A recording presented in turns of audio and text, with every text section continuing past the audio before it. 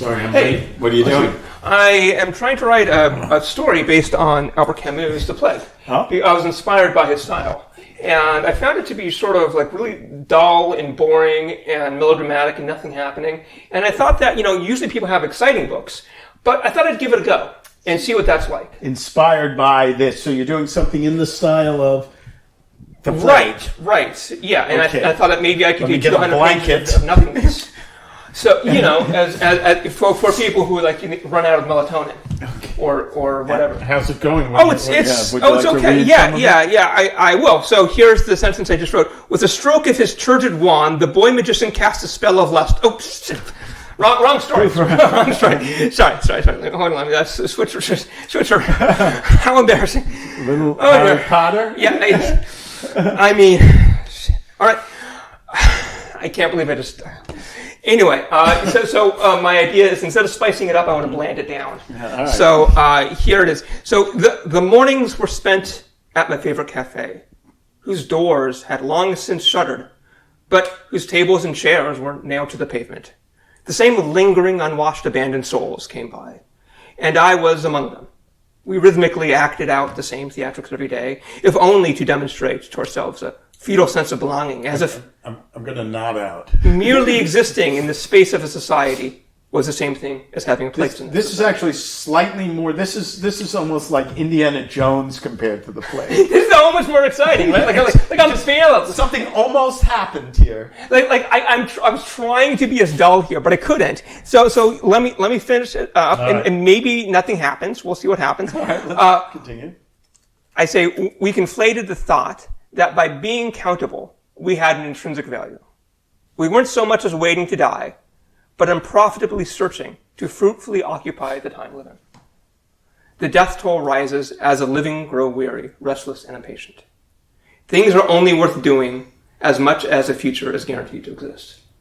Is that close? If you had told me that's from a portion of the book I haven't read yet, I would have gone, that's perfect. Yes! I win! Perfect. Nothing happened. It's not really saying anything. It's slightly profound. The wording is good, but nothing's going on. Yes! And it doesn't progress the story. So there's Yes. 10 sentences or something. Yeah. And from the beginning of the first word of the first sentence to the last word of the 10th sentence, nothing happens at all. And you told me nothing I don't know. It's a bunch of people sitting at a closed cafe and nothing's going on. And they're just sort of sitting there reading the newspaper. Right. That's it. And you're kind of describing it in different ways with each thing. Yeah. That's Camus. There you go. That's it, yeah. That's We've continued 50 more pages. Is that hanging in front of the lens? I don't know. I can check. I think it's okay. There's something that's fallen. No, it's okay. Okay. It's totally fine. I've taken some notes that are actually more interesting than the. Oh wow. Than the. This is my expression of reading the book. Actually, this is what I was. It is a plague. I don't know. Nothing has happened. We've now read 100 pages of this book, and it all feels like prologue. It all feels like it's setting something for something else because there's no point of view. It's certainly not in the first person. But it's not even omniscient.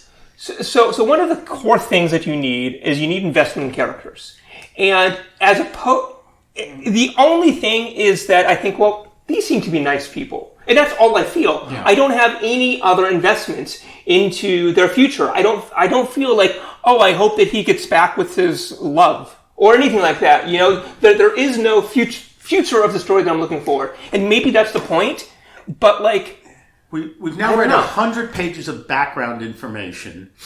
100 pages of background information. 100 pages of a little bit of denial, a little bit about how government red tape gets in its way, kind of a hint that something's about to happen. But we had the previous 50 pages were kind of a hint that something's about to happen, and still nothing's happened except more. The first 50 pages were more exciting with all the rats dying than with the second 50 pages. I think part of this. Able to find two interesting sentences in the entire and you may have be reading a different translation. Okay. What'd you get?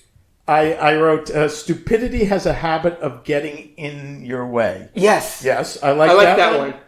And I liked this actually using the sentence, but I liked the not understanding how many people were dying until they put it in terms of it's 20 full, as I said, cinemas, but 20 full movie theaters of people have died. Right. So I like the comparison so that people would understand. So that when they said 10,000 people have died, everyone was going, and then they said, no, it's like 50 theaters of people are dead. Yeah, he alluded to that in the first 50 out. pages. Yeah, exactly. and I thought that was interesting. And as far as anything else interesting in it, not yet.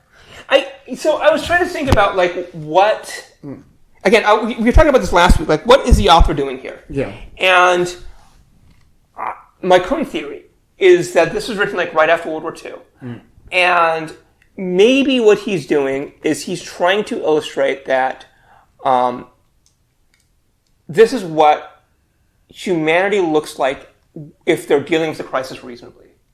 Yeah, too reasonably. But there's also a certain denial. There is government denial. There's no freakouts. There's no violence. No one's upset. There's only one sort of line in those entire pages where he talks about there were scuffles with police and that's it. And then he moves on. He doesn't go into any details. It's never. And I know we're reading it, but it never has a sense of urgency. No, and that may have been purposeful. That no one is panicking, and no one is panicking. Although they did say, as you said, police. But it's how people are so calmly taking the fact that there's a plague going on. I think that's another part. I can't tell if that is the story. Well, some of it, I think, is that I don't know if Camus had a first-hand experience of this type of thing, of a plague. Yeah. And I don't know how many, it happened in 1917, 18, right? Yeah, so that was about 30 years ago, right? But wasn't he like 35 when this was written, and then like 2 years later he died? So he wasn't really alive for the previous. But it's in living memory. Plague, yeah. And so it would be as if, I don't know, it happened in 1990, let's say right now, right? Yeah. So in that, there is some experience, and maybe if we read this in 2019, it would be more interesting. But now there is this kind of inevitable comparison to what we experience and saying that's kind of like it. Okay, that's kind of not like it. Like, why are they still going to restaurants? Like, that's kind of stupid. But it's also comma reporting, and it is written like a report and not like a novel. It's calmer reporting than we saw on TV covering the current. Which is what I was talking about. Yeah. Again, like after fascism and the craziness of World War II and stuff, maybe what they wanted to do is here is a subdued response to crisis. Yeah, maybe that's and people are like, oh, how calming is this? This is much better than the war. We're about halfway through the book, and there's no point yet. We haven't gotten to that yet, or I haven't felt that was the point yet. And he also brings up religion a few times, and there's like a couple pages of a sermon, and I kind of just started scanning when I saw it. I don't think I read every word of that sermon. I gotta admit. I also separate from the discussion of the book itself, I don't understand how this became a classic, actually iconic, because it's just simply not very interesting. Again, like I'm trying to. I've been trying to get this because there might be like some kind of. Everything exists in a context. As the last week, right? So maybe in 1947.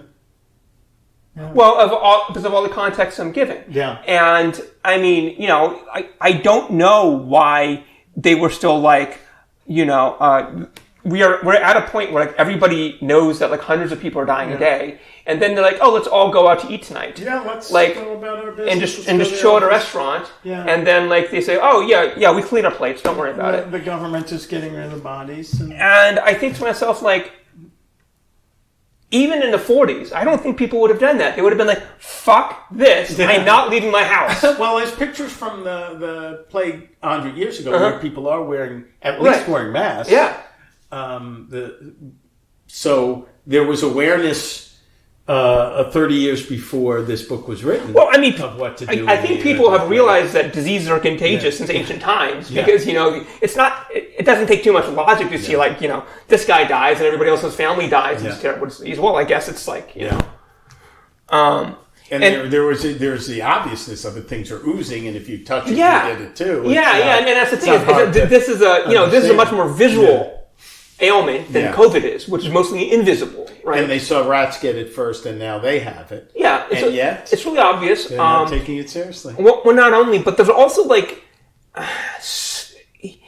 there's obvious narrative holes that I look over, but I feel like that he was trying to do a really good job and trying to be accurate. He was trying to sort of I think that he was trying to write it with some integrity. As if he truly thought this was going to go on, and he wasn't trying to, really sort of spice it up. Yeah. He's trying this is reality. But then, they're driving cars around everywhere, but there's an embargo in the city, so where are they getting fuel from? Yeah. Right? And so there's little things like that where I'm no, that doesn't make any sense. They can't get any ships coming in. So what? Do they have an oil well in the middle of town or something? And this is why? They have to just use they're only using telegrams because they don't trust pieces of paper going in and out. Right? And, they don't seem to listen to the radio or anything like that. And so it would be on the news, but there's maybe there's a little more government control than really did exist in 1947, but the government doesn't want this. Of course, it's fiction, so it's hard to say. Well, I mean, the war with the most censorship. Do you know what war that was? Was it Vietnam? People think it's Vietnam, but it's not Vietnam. It's World War II. Oh, it's World War II. Right? Oh, absolutely. Oh, but people because went along with it. Right, but here's the thing with Vietnam is that you saw the monk burning himself. Yeah. You saw the children running away from the napalm. It was a television. And the naked girl doing that. You saw the Viet Cong guy with the gun on a guy's head who was crying and stuff. You saw jack shit of that in World War II. But all of that was happening. But right? Of course it was happening. But there was a different. First of all, you couldn't hide it in Vietnam because and there were protests in World War II against the war, but not at the extent of we had literally been bombed in World War II. Pearl Harbor had been bombed. Well, I understand that, but what I'm saying is that simply because that's not part of the narrative. But no, I understand. But there was also in World War II there were people that were saying, "Fine, let's keep this a secret. I don't want to know."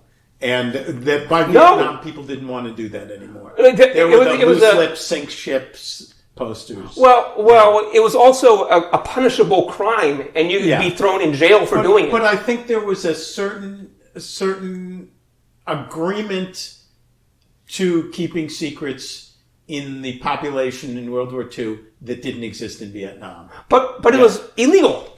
Right, it was illegal. It's probably illegal now if it's top secret. If you leaked information, people have gone to jail. Whether they'll ultimately be convicted, plenty of people have gone to jail for passing information. No, I understand that. And so what else? So why did I bring up the censorship thing?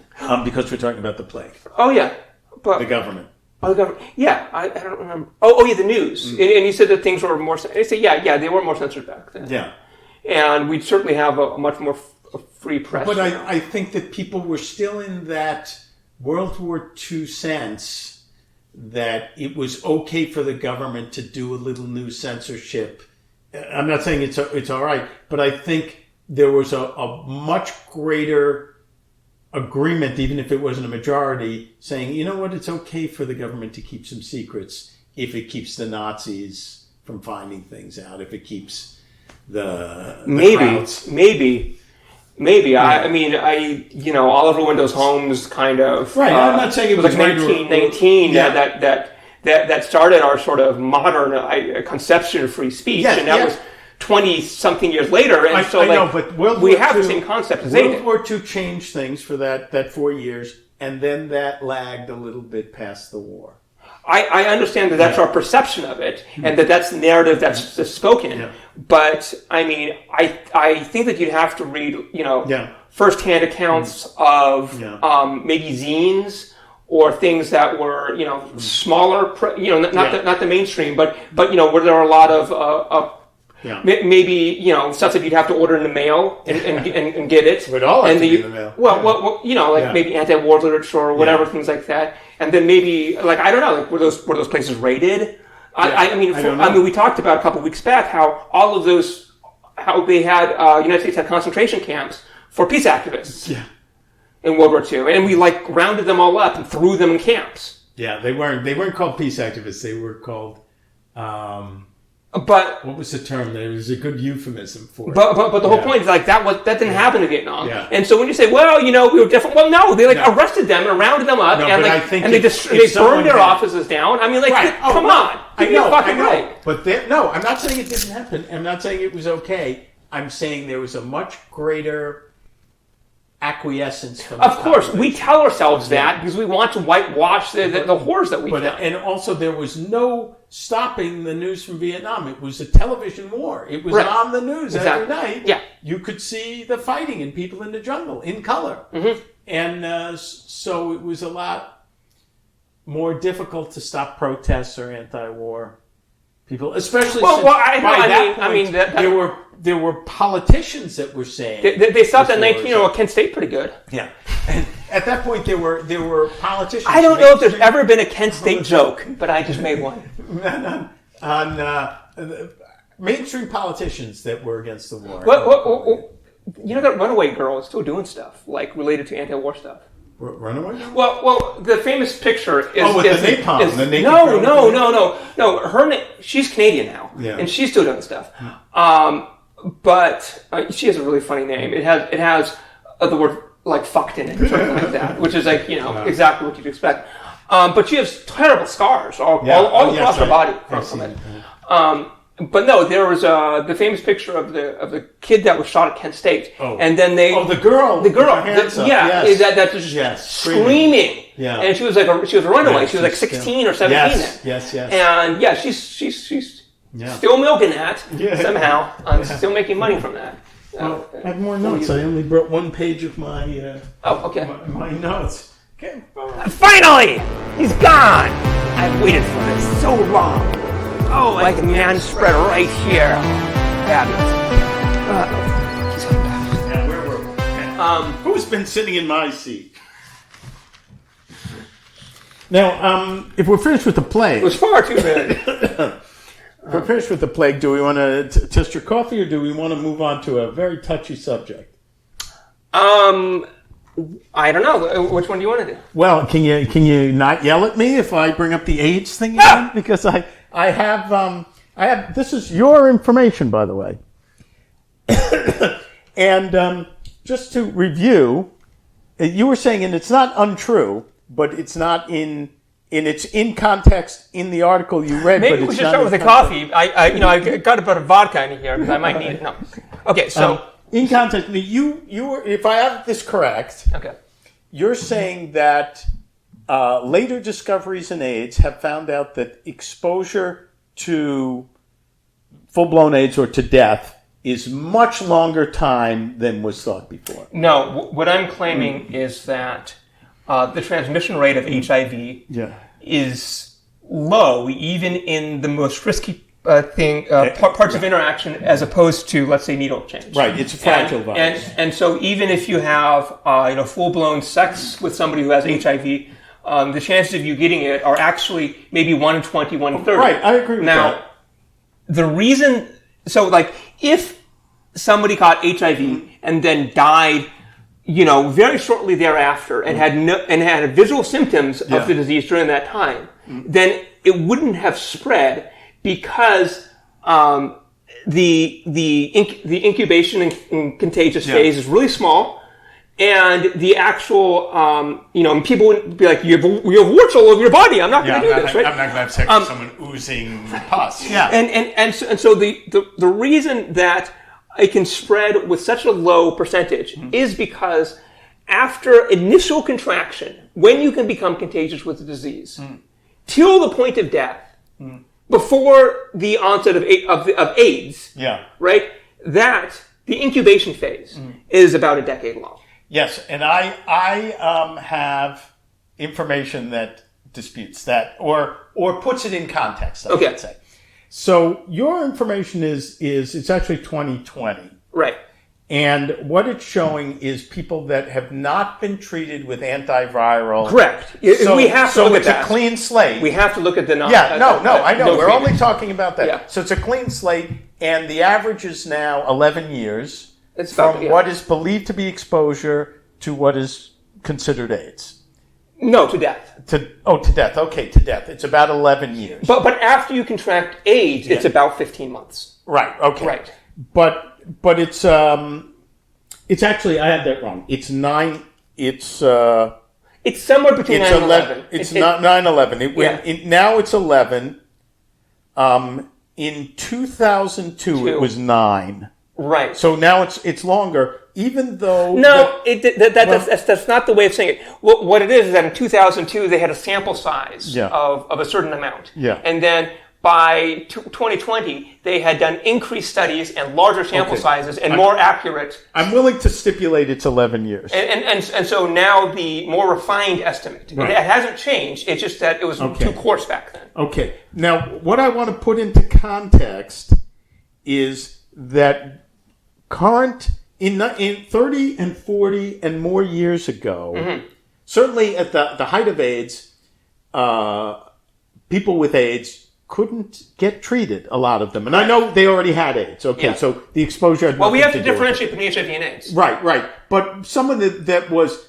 Well, actually, we don't even have to where I'm getting. Okay. But certainly someone with AIDS that had the wasting disease. And you couldn't go... They wouldn't let you into some hospitals. Correct. Even in New York City, you couldn't get treated. There had to be separate places. So go back a couple of years before the word AIDS was even known. It's 40 years ago in that context. And so you have to put yourself in that time, and gay people couldn't get regular medical treatment. I'm coming around in a circle. So if someone was openly gay or outwardly gay, they could not call a doctor and say, I'd like to come in, I have a sore throat. That was rare. And that began what was called around 1976, 78 somewhere, began something called the Gay Men's Health Crisis. They called it then. And what it was a bunch of doctors that were willing to see gay people. Now, AIDS didn't exist yet.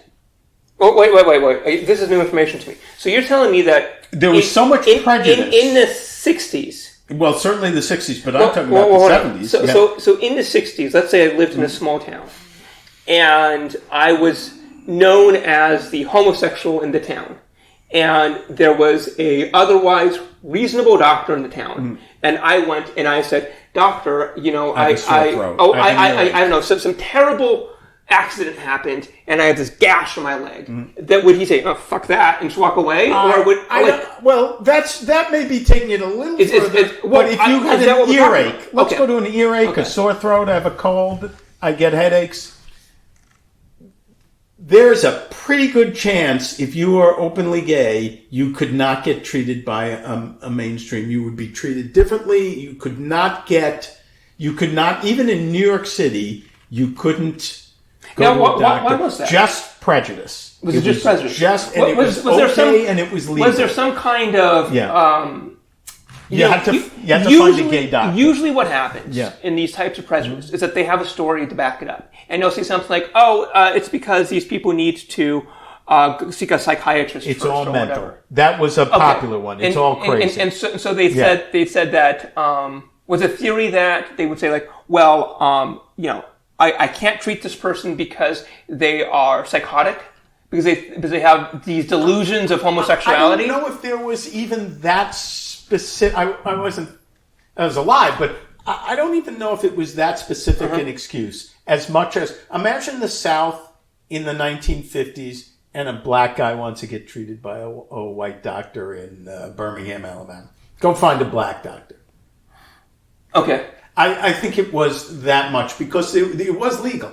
So, it's kind of like how there used to be exclusions of gay patronage to restaurants and things. So it's the same thing. But even more so, you had to find, and there was still people that believed, even in New York, but certainly out of New York, there were still people that believed you could catch it, you get it from the towels. I know interesting. It seems prehistoric, But that was true. And this was only 40 years ago, let's call it. Wouldn't that be funny? Wouldn't that be funny if homosexuality was contagious? Yeah. And you could actually like, well, look at that hot hunk over there. I'm gonna give him the. There's still people that will claim there's recruiting. You know, or you could catch. I remember a professor in college even made a joke about that. There was some story, and in it, someone had said how, you don't go to the big city, you could catch homosexuality. And the professor just kind of looked up to the class and said, anyone in here catch homosexuality? He was just making a joke. And by the way, that was 1980 or 81 or something like that, so it wasn't... Well, what my feelings of that are, and I think it's, I don't know if it's real or not, is that we talk about nature and nurture, right? Is that I believe that what nature does is that it sets guardrails and possibilities. And then your nurturing leads to where you fall within those guardrails. And so perhaps there would exist people that, are... And I would also say that sexuality is a continuum. Yeah. If we're going to assume binary genders for the time period, is that some people, might be. Well, this is more of a Kinsey scale, right? So let's just go back to that. So the Kinsey scale basically said, you have some. There's a continuum between the two, and you're somewhere in between, right? Yeah. Let's just pretend that that's real. Okay. So you would say that nature would say that, okay, your guardrails are here. Yeah. And that nurture maybe puts you in between that. Yeah. Perhaps if that model has any credence whatsoever, then perhaps you could catch it, if you will. Right, because someone said it's okay. Right. Yeah, right. And that's exactly. why, I guess that theory would work of why there's more gay people in the big cities than there are in the Midwest. Because the nurture has... Right, because they've claimed it's acceptable, and so then you're allowed to explore those guardrails. Right. But anyway, so keep in mind that... Because culturally, you may be forced to live outside of them. Yeah. Right? If you know what I mean, right? Like before homosexuality was permitted, or before transgenderism was permitted, right? Yeah. And if your guardrails are all the way over here. Ago. Yeah. But the society forces you here. We've discussed this before, now that those guardrails for transgenders are so wide, we find that there's so many more than we assumed I had no existed. idea. Yeah, which is what happened with homosexuality, right? Is that we thought that it was so much rarer in the 80s than in the 90s when they found, oh goddamn, like I've got 5 relatives that are. Yeah. I had no idea, right? But so because gay people could be just kicked out of a doctor's office, or you wouldn't. It was also legal, and it was common when gay men got mainstream syphilis, gonorrhea, anything like that. They were going to a doctor, and the doctor said, what do you expect when you're doing that? What do you expect? That you're getting lectured, get out of here, go find. And that began the gay men's health crisis. Oh. So now, go back. That goes off to this assumption that... We were talking about this before we recorded, how medicine and morality have been intertwined for a long time. Yeah. And, this happened in the early 1900s with the radium girls, who were licking the tips of the radium paintbrushes as they painted it on the Never Dark products. Right. And then they had and they all got cancer, right? Mouth cancer. And, and a lot of them died. But there was a company doctor that would then say, no, this is because they're sexually promiscuous, right? And these are sexual diseases, right? And so there's this kind of painting of somebody of saying, no, they're only sick because they're a bad moral fortitude, right? So it's a long sort of... That would be the lecture where if a straight guy got the doctor might go, hey, watch it with the hookers, you know? Because you're presumed to be immoral. Right. But you're presumed to be immoral if you're gay. You might be presumed to be immoral if you were straight and got syphilis. Right. But you also might go the other way. You're doing too much fooling around. And there's an assumption, like that it's cool. Immorality and sickness are related. Right. So anyway, and there's stories in the Bible that talk about that, right? So it was tough to even get treated for a disease you could be treated for with a shot of penicillin. Right. For gay men. Now, coming back to current times now, AIDS is no longer a death sentence. if you were diagnosed with AIDS, Depends where you live. well, right. Of course, it's no fun, but it's not an automatic death sentence. So you could be in the Mayo Clinic. It's far less in dangerous. 1986. Yeah. Right. If you were diagnosed with AIDS, you were going to die. Probably. Almost certainly. Probably, yeah. Or it was a death sentence that you might be saved from. Right, but the death rate was really high. What there is now is antiviral medication.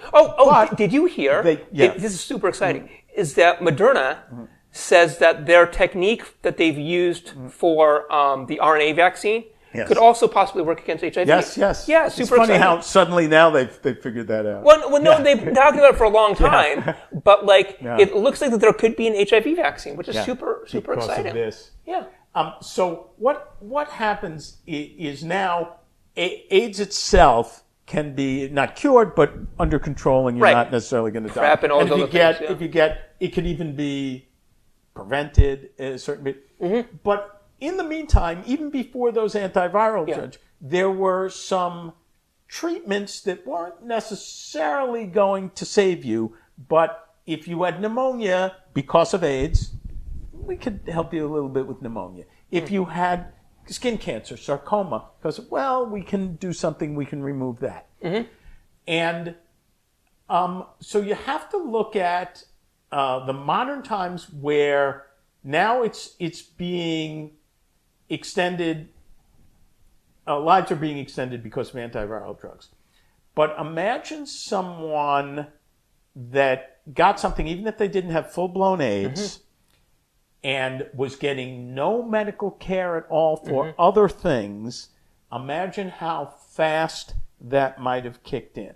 Because all of this information is modern information. So you have to go back 40 years, and not only weren't there antiviral drugs, but even though there were anti-syphilis, gonorrhea drugs, pneumonia, cold, allergies, gay people weren't getting them. So their immunity and their ability to fight off disease or lengthen the time between exposure and full-blown AIDS was shortened because they were already not healthy and not getting medical treatment. Not everyone, but they weren't getting proper, and some people wouldn't go to the doctor at all because they didn't want to get yelled at, even if it was syphilis. Right. So imagine someone whose immunity is lowered because they've been exposed to this, and then also has an untreated disease, whether it is a venereal disease or it's the flu.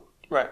So that, I believe, shortened the time because their immunity, their immunity was already down, not in the big picture of AIDS, but their immunity was down, and they weren't being treated in any kind of therapeutic fashion for other things they might have. I understand that, and I think that shortened the window. That's a hypothesis. No, it's more than a hypothesis because this is all people that were tested in 2002 through 2021. And so you have to talk about 1980. No. That's what you had. 2002. The stuff you sent me was every test was 2002 through 2020. That was the documentation. Yes. But, the actual... I'll have to look at it a little bit more, but so I think it goes back to the early 90s. What you're saying is that... what I'm saying is that that's a fine hypothesis. Yeah. But we don't... I think it's a fair hypothesis. But we don't claim in science that just because you have a hypothesis that you can believe in, that's medical fact. No. You have to actually, run the numbers and find data to back that up. But the only numbers you have... is the data that backs up But it's claim. Only 18 years of a 40-year pandemic. Right, but you're not coming forward with any other epidemiological reports. What I'm saying is, they're talking... This is... In 2002, a gay man could find a doctor. I gave you two peer-reviewed published reports. But there is no one at all tested in this at all prior to 2002. Right. I can find more for you. Yeah. But I was trying to give you more recent stuff. But there's certainly things that were done in the early 90s. No, I don't have a peer review, but I'm placing this information in the context of people not getting medical care at all. Right. And I think that there would be different numbers. As opposed to the fine and fantastic medical care of Uganda, which is where these numbers are coming from. They're coming from like Zimbabwe. There's even treatments that exist in 2002 that aren't curing AIDS, but are extending lives. Right. That are curing the things that AIDS cause, but are not curing the underlying condition. But the whole point of what I was trying to say is that it explains so many things. How patient zero was probably 1905, and then it took 70 years for it to get to 1 million people because the incubation time is so long. And because the transmission rate is actually so low, so when you look at that at the graph of infection, it's spread out not over 10 years but over 70, because every sort of statistical medical data backs up that claim, except for your anecdotal hypothesis of how you think you remember the 1980s. But no, I don't. But it's not including. There's 22 years of this disease that it hasn't explored. No, that's not true. There were many other papers that they found that back to this. Of course, I can send it to you. I can send those to you. But this isn't like. Yeah. I'm saying that people were getting sick a lot quicker when they weren't getting any medical care. And what I'm saying is that that's false. What's true is that they probably contracted HIV in 1976 or 75 or 74. Then it went to AIDS in 83 or 84. The visual signs came up, and then they're like, oh shit, I got a disease right now. They've had it for 8 years. They didn't know they had it for 8 years because there were no tests to lead to that thing. There were no names for it. There were no symptoms. And then they die 12 months later, and then they say, oh, isn't this a terrible disease? Look, I just got it. No, you've had it for 8 years. You spread it to 20 people. But I think people, this isn't part of that, but I think people, even now, that contract HIV, know it pretty quickly. They get the symptoms pretty quickly. No, that's not true. Yeah. Because when you look at the actual statistics of when you're dealing with people between 18... I shouldn't say symptoms. I should say when they're tested. There was no test. When you're dealing with people between 18 and 29, what percentage of people who have HIV did not know that they had it? Yeah. But nobody knew they had it in 1980. Right, but I'm talking about 2020, 2021 numbers. And I think we looked at this again, I think it's 1/5 or 1/4. Right. It's some significant amount. And here's how they find out. They'd say something like, okay, Larry, you're testing positive for HIV. And then you'll be like, who have you had intimacy with? And you're like, oh, I've had it with Claire over there. Yeah. And then we go to Claire and say, Claire, do you have HIV? She say, no, not at all. Yeah. And then you test, and then it turns out she does.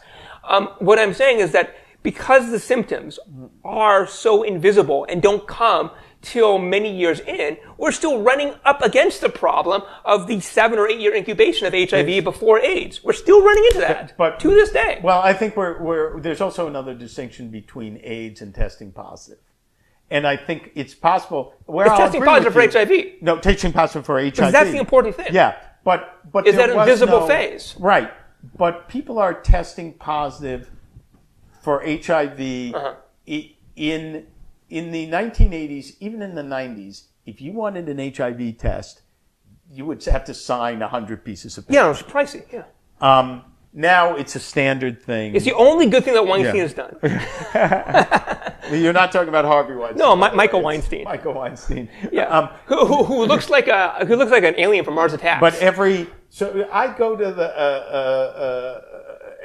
every time you go to the doctor, it's like testing for cholesterol now, where it didn't used to be, because it was not only a death sentence, but it was stigmatized. Yeah.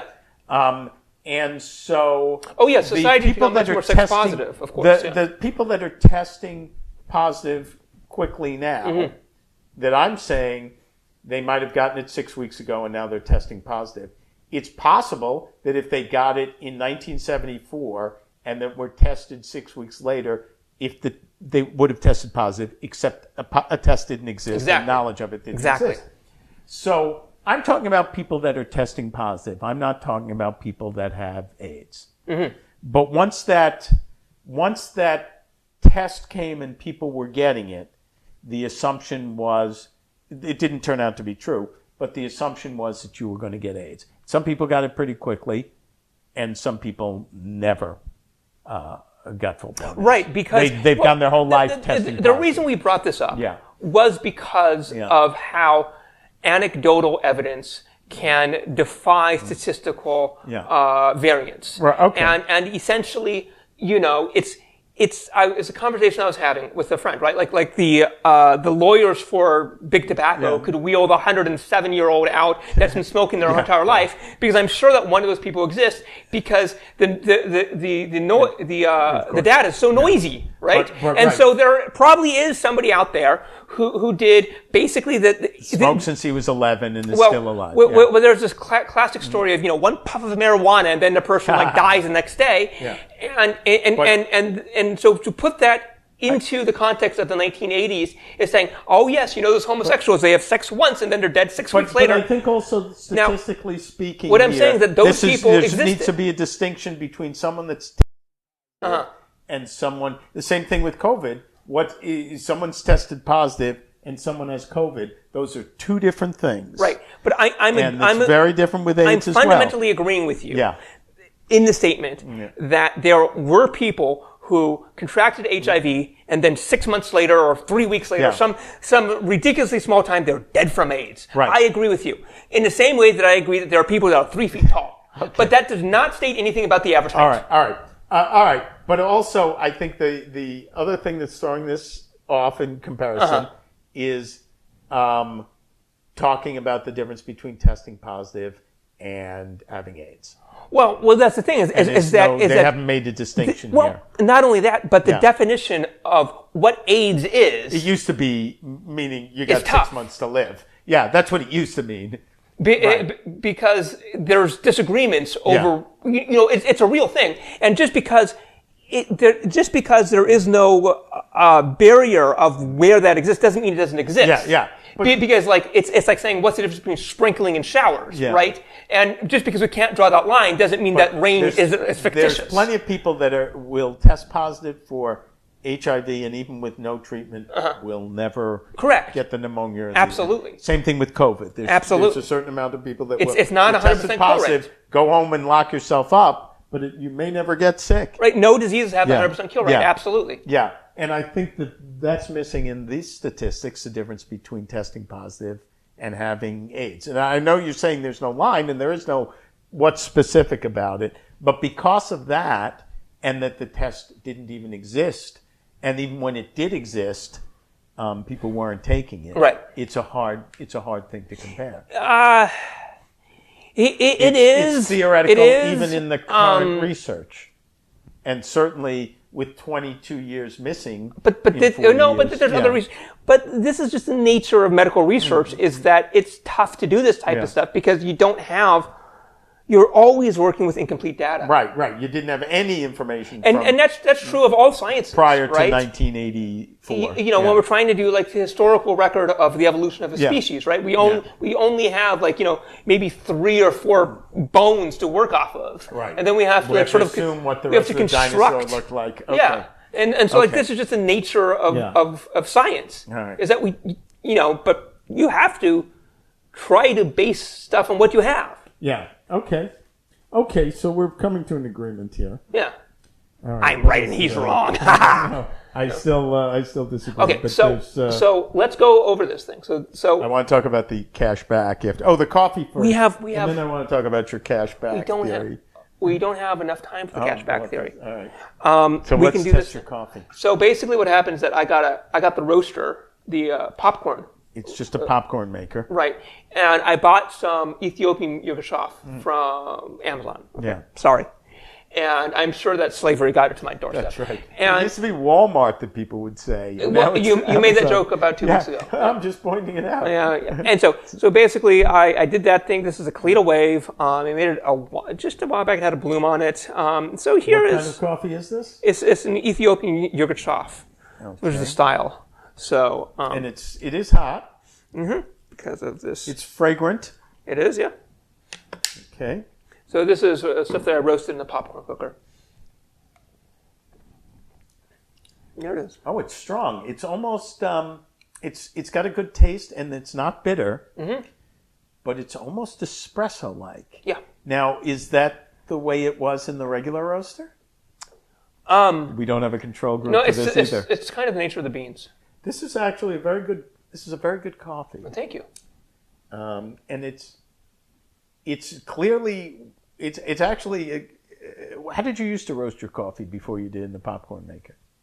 I've used many things. I've done a whisker with a frying pan. Yeah. I've done. You mean you just put it in a frying pan and because you have to agitate. Yeah. Right, and I've used ovens. And so there's many sort of DIY methods. This is an excellent. Now it might be the quality of the coffee, but there's no bitterness at all. There's no burning that you sometimes get. Even at Starbucks has famous for a slight burn to it. No, I think this is an excellent. Well, yeah, and so basically there's a first and second crack in the beans, and so you got to time it about when you're going to remove them from heat, and you got to sort of like monitor it. And so I think this is an excellent coffee. Well, thank you. This is very good. I didn't. I don't. Again, I have nothing to compare it to except the coffee I make in the drip coffee I make in the coffee maker. So we have two foods. Oh, there's a test. There's a food test. Two foods, yeah, exactly. And then I think we'll close it out on this. So this is something I've known about for a long time, but I've never actually tried before. This is popular in Asian countries. Okay. So these are salted egg potato chips. Oh. Very popular. I've never had one before. It sounds disgusting. I've never heard of that. Yeah, it does sound disgusting. This is, if you go to Thailand... Let's read the label first before you open it. So inspired by disgusting food. No, it says... Let's see what's in this. Inspired by classic and traditional Chinese specialty, Jan's proudly presents salted egg potato chips. Every chip is crisped to perfection and dusted with salted egg to add a layer salted egg? Dusted with salted egg to add a layer of depth, both rich and savory. Take a new experience. And let's see, there's a little sugar. This is not an incredible amount of salt. 170 sodium is less than the average potato chip. Right. And what's in this is potatoes, palm oil, salted egg yolk, margarine, sugar, skim milk. It says best before, and then it's empty after that. I guess it's never any good. Yeah. I know, it has a date. For January 24th, 2022. And there's nothing in the, except the vague, in the ingredients, there's nothing I don't recognize except the vague flavor enhancer E621. Oh, I love that. I but love everything E621. else is skim milk, curry, chicken flavor. Oh, artificial chicken flavor. Yeah. Garlic powder, turmeric. Okay. Yeah, so, okay, now let's give it a try. I don't know, salted egg, I don't know. It's from El Monte. Smell. It smells like rotten eggs and garlic. Okay. Oh, they're ruffled. They're ruffled. Yeah, it's okay. Okay, it's not bad. It's kind of nondescript. A less salty potato chip. Yeah. With a very vague egg yolk flavor. Mm-hmm. It's kind of creamy. It's not bad. It's not bad. It needs like an onion dip, maybe. Yeah, yeah. So our hatred of it was a little bit more. Okay. And then I have But it's not that different from regular potato chips. Yeah. The stuff we had last week was a little bit different. Yeah. So I've got one other one, and then I think we're done with the foods. Yeah, all right. And I think that the other stuff we'll have to wait. So this is Indian. This is from Anand. It's butter. Murukku sticks. Murukku. Those letters don't go together like that. I don't know what would they I guess doing? this is Anand. Yeah, there it is. So I got this at an Indian. And place. let's see what this says. It says no preservatives, no artificial colors, no artificial flavors. Just like me. Let's see the ingredients. And there's a description of it, but let's see. It's from Babco Foods, which is in Bridgewater, New Jersey. That sounds made up. That sounds like from a John Waters movie. Made in a facility that processes Made by Betty Babco. Where's the ingredients? Oh, you don't need ingredients. Where we're going, we don't need ingredients. They're up top. We don't need no Rice flour, edible vegetable. I'm so glad that's edible. What do you imagine? Inedible vegetable poisonous vegetables. It's just pieces of rocks in here. Graham flour, which sounds like what is graham flour? What is that? Graham flour. I think he was a country singer back in the 40s. Right, he died young in a car. Graham flour, hydrogenated vegetable oil. Again, so we have two vegetable oils: cumin, Ajalon, which is a city, I think they're under war right now, and salt. So, yeah, my neighbor's from Ajalon. Nice people. We're running out of time. We actually had more content than we knew what to do with this week. Oh. So. All right.